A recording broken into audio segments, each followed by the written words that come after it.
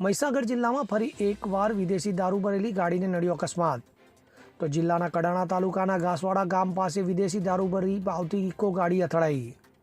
વહેલી સવારે ઘાસવાડા ગામ પાસે નાળાના પુલ પર ઇકો કાર અથડાઈ। તો ઘટનાને પગલે ઇકો ગાડીનો ડ્રાઈવર ગાડી મૂકી થયો ફરાર। ગાડીમાં મૂકેલી વિદેશી દારૂની બોટલોનો ગાડીમાં થયો કચ્ચરગાણ। તો ઘટનાને પગલે ડીટવાસ પોલીસ પહોંચી ઘટના સ્થળે। ત્યારે આ મુજબનો બીજો બનાવ બન્યો હોવાનું મળી આવ્યું જાણવા। અગાઉ પણ વિદેશી દારૂ ભરેલી ગાડી હતી અથડાઈ। હવે જુઓ દેશ દુનિયાની તમામ ખબરો તમારી આંગળીના ટેરવે। ઉઠાવો મોબાઈલ અને ગૂગલ પ્લે સ્ટોર પરથી ડાઉનલોડ કરો અમારી CN24 ન્યૂઝ મોબાઈલ એપ।